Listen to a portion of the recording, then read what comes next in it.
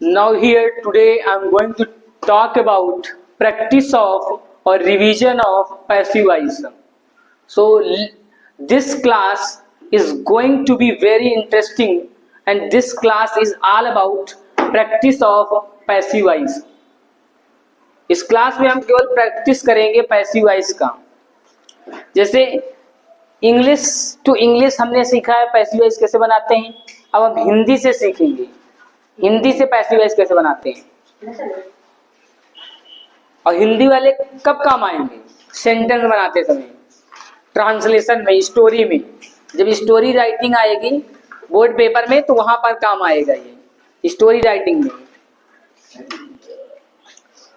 जैसे एक सेंटेंस मैं लिखता हूं,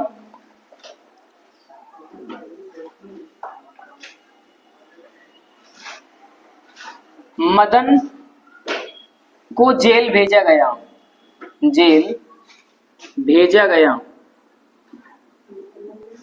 भेजा गया था, मदन को जेल भेजा गया था। ठीक, ये सेंटेंस लिखा है। अब ये सेंटेंस किसका है पहले ये समझो। सेंटेंस था, अगर लास्ट में था होता और था के पहले क्या हो, मेन वर्ब हो, था के पहले मेन वर्ब हो तो वो कौन सा सेंटेंस होता है, वो कौन सा टेंस होता है, पास्ट इंडेफिनिट। अब पास्ट इंडेफिनिट का पैसिव वॉइस क्या होता है, पास्ट इंडेफिनिट का पैसिव वॉइस क्या होता है, पास्ट इंडेफिनिट मतलब सेकंड फॉर्म या फिर डिड। सेकंड फॉर्म या डिड का मतलब क्या होता है, पास्ट इंडेफिनिट। अब पास्ट इंडेफिनिट का पैसिव वॉइस होता है was verb plus third form, हाँ, was verb plus third form. अब पैसिव वॉइस समझें कैसे कि पैसिव वॉइस है भाई। ये समझ लेंगे कि था के पीछे क्या है, मेन वर्ब है। अगर था थी के पीछे मेन वर्ब होता है तो समझ लो क्या है, पास्ट इंडेफिनिट टेंस है। अब कैसे समझेंगे कि पैसिव वॉइस है कि एक्टिव वॉइस है। एक्टिव वॉइस अगर होगा तो उसमें सब्जेक्ट होगा, कार्य करने वाला होगा। अगर पैसिव वॉइस है तो उसमें कार्य करने वाला नहीं होगा, डूअर नहीं होगा। डू माने करना और डूअर मीन्स करने वाला। जैसे मदन को जेल भेजा गया, तो मदन को जेल भेजा गया, किसने भेजा नहीं मालूम है, मालूम है नहीं मालूम है, तो मतलब ये क्या है, पैसिव वॉइस है। जिसमें कार्य करने वाला जो है वो ना हो, कार्य करने वाला जो है वो नहीं है, तो वो क्या है, वो पैसिव वॉइस का टेंस है, पैसिव वॉइस का सेंटेंस है। जैसे मदन, स्टार्टिंग से ये क्या है, ये सब्जेक्ट नहीं है, ये क्या है, ऑब्जेक्ट है। मदन को जेल भेजा गया था, किसने भेजा था नहीं मालूम है, तो ये क्या है, ऑब्जेक्ट है, ना कि सब्जेक्ट है। अगर यही मैं सेंटेंस लिख देता कि गोपाल ने मदन को जेल भेजा था, तो गोपाल ने भेजा था, मालूम चल गया किसने भेजा था, तो गोपाल ने, मतलब एक्टिव वॉइस है। एक्टिव वॉइस का सेंटेंस, एक्टिव वॉइस का सेंटेंस में, एक्टिव वॉइस और पैसिव वॉइस में अंतर यही है कि एक्टिव वॉइस के सेंटेंस में सब्जेक्ट होता है और पैसिव वॉइस के सेंटेंस में सब्जेक्ट नहीं होता है, ऑब्जेक्ट होता है। मदन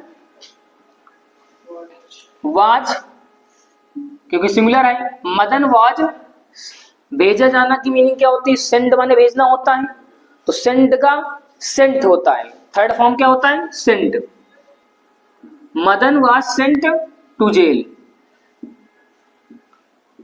जेल भेजा गया था, सिंपल। जैसे अगर यही सेंटेंस लिख देते हैं कि गोपाल ने मदन को जेल भेजा था, जेल भेजा था, गोपाल ने मदन को जेल भेजा था, जैसे ये लिख दें। अब तो यहाँ पर क्या है, यहाँ पर सब्जेक्ट आ गया, सब्जेक्ट मतलब कार्य करने वाला आ गया, इसको डूअर भी कहते हैं, डूअर। डू माने करना, ईआर मतलब करने वाला, रीड माने पढ़ना, रीडर मीन्स पढ़ने वाला, टीच मीन्स पढ़ाना और टीचर मीन्स पढ़ाने वाला, तो ईआर लगा देते तो उसका हो जाता है वाला। ठीक, तो डूअर मीन्स करने वाला, मतलब सब्जेक्ट गोपाल, यहाँ पर गोपाल है क्या करने वाला, क्या कर रहा है, मदन को जेल भेज रहा है। ठीक, तो गोपाल, अब ये एक सेंटेंस है किसका, पास्ट इंडेफिनिट का टेंस है, पास्ट इंडेफिनिट टेंस है ये। अब पास्ट इंडेफिनिट टेंस को कैसे बनाते हैं, पास्ट इंडेफिनिट टेंस का ये क्या है, पॉजिटिव सेंटेंस है, पास्ट इंडेफिनिट का ये पॉजिटिव सेंटेंस है। और पॉजिटिव सेंटेंस का क्या रूल है, सब्जेक्ट प्लस मेन वर्ब की second form plus back to front. तो मैं सब्जेक्ट लगा दिया, मेन वर्ब की सेकंड फॉर्म क्या हो जाएगा, सेंट, सेंट हो जाएगा सेकंड फॉर्म। गोपाल सेंट, किसको भेजा, मदन को। Gopal sent Madan, Madan to jail, to the jail, jail भेजा। आ गया सबको समझ, सिंपल। जैसे कहते हैं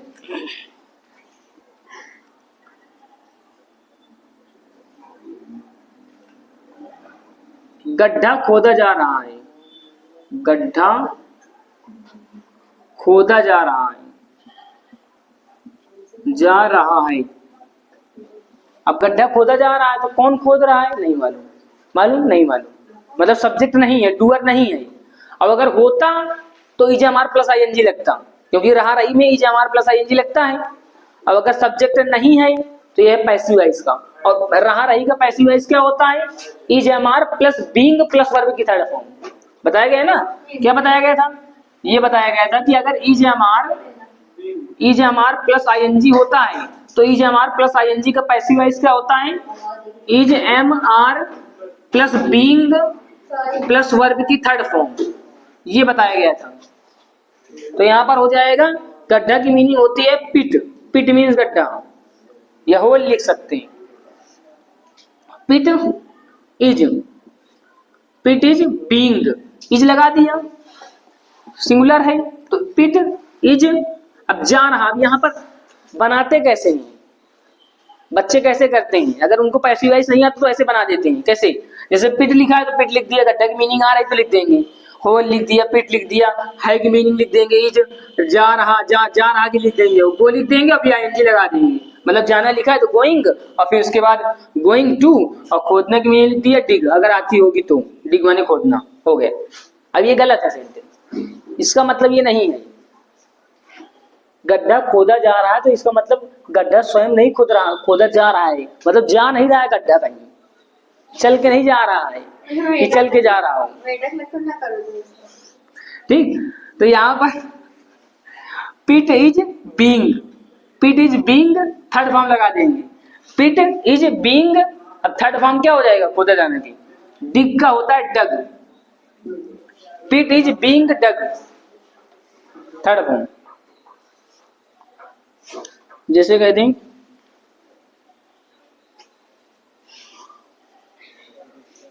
हमें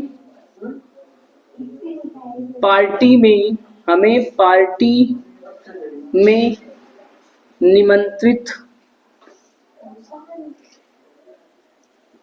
निमंत्रित किया गया है, हमें पार्टी में निमंत्रित किया गया है। ठीक, तो हमें की स्पेलिंग क्या हो गई, वी, वी मीन्स हमें। अब देखो यहाँ पर सब्जेक्ट है क्या, नहीं है, हमें पार्टी में निमंत्रित किया गया है तो कौन, किसने निमंत्रित किया है, इनवाइट किसने किया है, नहीं मालूम। अब है कौन सा सेंटेंस, है वाला सेंटेंस है। अगर है के पीछे मेन वर्ब होता है, ये मेन वर्ब है ना, किया जाना, निमंत्रित किया जाना, ये सब क्या है, मेन वर्ब है ना। है के पीछे मेन वर्ब आया, और जब है के पीछे मेन वर्ब आता है तो है की स्पेलिंग क्या हो जाती है की मीनिंग क्या हो जाती है, हैज है प्लस थर्ड फॉर्म। ठीक, हैज है प्लस थर्ड फॉर्म, तो हैज है प्लस थर्ड फॉर्म का पैसिव क्या होता है, has been, have been plus verb की थर्ड फॉर्म, पैसिव। हैज है प्लस थर्ड फॉर्म का पैसिव होता है has been, have been plus verb की थर्ड फॉर्म, हैज है बीन प्लस वर्ब की थर्ड फॉर्म, ये पैसिव होता है। तो इसका पैसिव हो गया वी हैव बीन, वी के साथ हैव बीन लगता है, वी हैव बीन। ठीक, निमंत्रित किया जाना मतलब कि इनवाइट माने। अब यहाँ ये नहीं लिख देंगे कि गया, गो माने गया, वेंट, ऐसे सब नहीं, ये सब इसी के साथ में है, सब जुड़ा हुआ है, निमंत्रित किया जाना सब जुड़ा हुआ है, इसी के साथ कनेक्ट है। क्यों, तो वी हैव बीन इनवाइटेड, निमंत्रित किया गया, थर्ड फॉर्म लगाना है, we have been invited party में, टू द पार्टी, ठीक, राइट इट डाउन।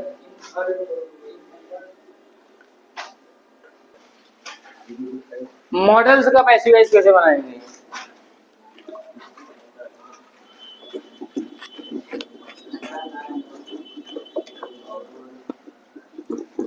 ये Z टेंस के पैसिव वॉइस, ठीक।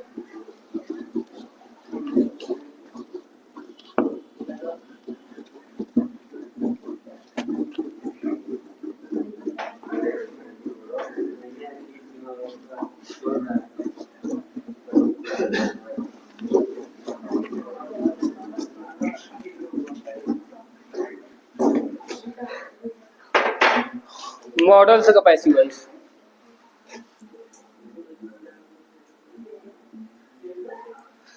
मॉडल में क्या है देखो, can, can, could, may, might, may, might, should, should है, जैसे वुड है, क्या वुड है, शुड है, इनके साथ क्या करते हैं, बी प्लस वर्ब की थर्ड फॉर्म। अगर ये सब मॉडल्स आ जाते हैं तो मॉडल्स में क्या करते हैं, बी प्लस वर्ब की थर्ड फॉर्म। फॉर एग्जाम्पल मैं कह दूं, क्यों, फॉर एग्जाम्पल जैसे मैं कह दूं,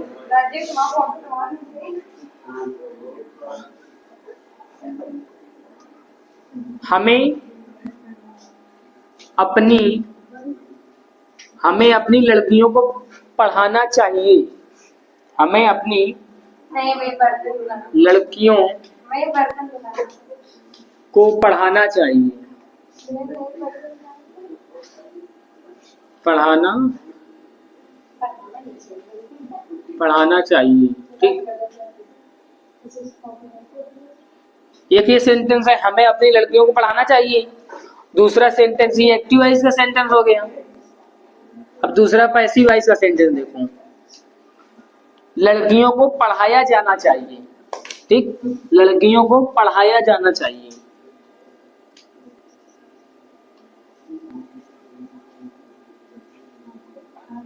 लड़कियों को पढ़ाया जाना चाहिए, लड़कियों को पढ़ाया जाना चाहिए, ठीक। देखो दोनों में अंतर क्या है, दोनों में अंतर ये है कि एक एक्टिव वॉइस का सेंटेंस है और दूसरा पैसिव वॉइस का सेंटेंस है। एक एक्टिव वॉइस का सेंटेंस और दूसरा पैसिव वॉइस का सेंटेंस। एक्टिव वॉइस का सेंटेंस में सब्जेक्ट होता है, डूअर होता है, और पैसिव वॉइस के सेंटेंस में डूअर या फिर कह सकते हैं सब्जेक्ट नहीं होता है, ठीक। जैसे हमें अपनी लड़कियों को पढ़ाना चाहिए, मतलब हमें है, कौन पढ़ाएगा, हम पढ़ाएंगे, है। फिर उसके बाद लड़कियों को पढ़ाया जाना चाहिए, कौन पढ़ाएगा, नहीं है सब्जेक्ट, ठीक। तो हमें वी चाहिए की स्पेलिंग क्या होती है, सबको मालूम है, चाहिए का मीन्स शुड, शुड मीन्स चाहिए। वी शुड पढ़ाना मतलब teach, we should teach, teach अपनी लड़कियों। वी के साथ जब अपना आता है तो क्या लगाते हैं, our, teach our girls, we should teach our girls, हो गया, बन गया सेंटेंस। अब ये पैसिव वॉइस का सेंटेंस है। पैसिव वॉइस के सेंटेंस में द गर्ल्स, लड़कियों को, द गर्ल्स शुड, तो शुड का पैसिव वॉइस क्या होगा, शुड बी। हमने बता रखा है, देखो अगर मॉडल में कैन आएगा, कैन का कैन बी प्लस वर्ब की थर्ड फॉर्म, कुड का कुड बी प्लस वर्ब की थर्ड फॉर्म, माइट का might be plus third form, should का शुड बी प्लस वर्ब की थर्ड फॉर्म, ठीक। तो कैन, कुड, मे, माइट और कुड, शुड, ये सबको बी प्लस वर्ब की थर्ड फॉर्म में चेंज कर देते हैं। तो the girls should be, teach का पढ़ाया जाना मतलब कि थर्ड फॉर्म लगा दिया जाएगा, टीच का taught, taught, TAUGHT, the girls should be taught, लड़कियों को पढ़ाया जाना चाहिए। Right it down. अब जिसमें टू आ जाता है, ये मॉडल्स थे, ठीक। कुछ हेल्पिंग वर्ब्स ऐसी होती हैं जिसमें टू आता है, जैसे is to, am to, are to, was to, were to, ठीक, has to, have to, had to, ought to, ज्यादा टू नहीं, आउट टू, ये हैं कुछ हेल्पिंग वर्ब्स। इन वर्ब्स में थर्ड बी प्लस वर्ब की थर्ड फॉर्म लगाया जाता है।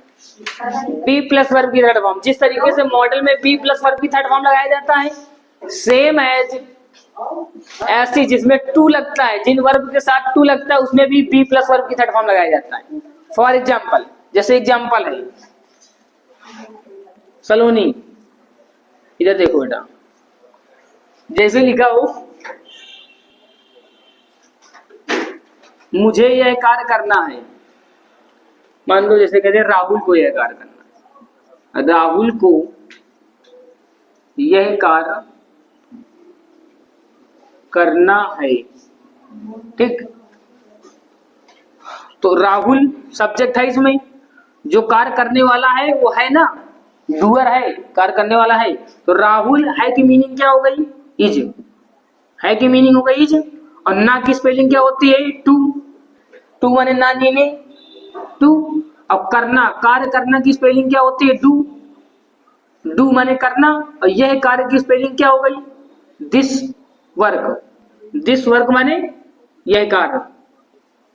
समझ में, राहुल को यह कार्य करना है तो Rahul is to do this work, और इसमें सब्जेक्ट था तो ये क्या है, एक्टिव वॉइस है, एक्टिव वॉइस। अब इसी का देखो पैसिव वॉइस लिख रहे हैं, कैसे, जैसे यह कार्य किया जाना है, यह कार्य किया जाना है, किया जाना है। या फिर अगर हम ऐसे भी लिख लेते, ऐसे भी लिख देते, जैसे यह कार्य करना है, ऐसे भी लिख देते तभी भी पैसिव बनता। यह कार्य किया जाना है, यह कार्य करना है, ऐसे भी लिखा जा सकता है, करना है, यह कार्य करना है। चाहे हिंदी ऐसे लिखी हो, यह कार्य किया जाना है या फिर करना है, दोनों में क्या नहीं है, सब्जेक्ट नहीं है। और जब सब्जेक्ट नहीं होगा तो बी के साथ हो, इज के, टू के साथ क्या लगाया जाता है, टू के साथ बी प्लस वर्ब की थर्ड फॉर्म। तो यह कार्य की स्पेलिंग क्या हो गई, यह कार्य मतलब दिस वर्क, दिस वर्क। ना है की स्पेलिंग क्या हो गई, इज, इज, और करना ना, इज माने है, और ना की क्या हो गई, टू, टू माने ना हो गया। इज मीन्स है, टू मीन्स ना, इज मीन्स है, टू मीन्स ना। और अब इसमें क्या है, यह है पैसिव वॉइस, क्योंकि इसमें सब्जेक्ट नहीं है, और जब सब्जेक्ट नहीं है तो हमने क्या बताया है, टू के साथ बी प्लस वर्ब की थर्ड फॉर्म। ये देखो, जब सब्जेक्ट नहीं होगा तो बी प्लस वर्ब की थर्ड फॉर्म, क्यों, बी प्लस वर्ब की थर्ड फॉर्म, बी लगाओ। अब थर्ड फॉर्म क्या हो जाएगा, डन, डू का थर्ड फॉर्म डन। तो बन गया sentence, this work is to be done, यह कार्य करना है, या फिर यह कार्य किया जाना है। Right it down. देखो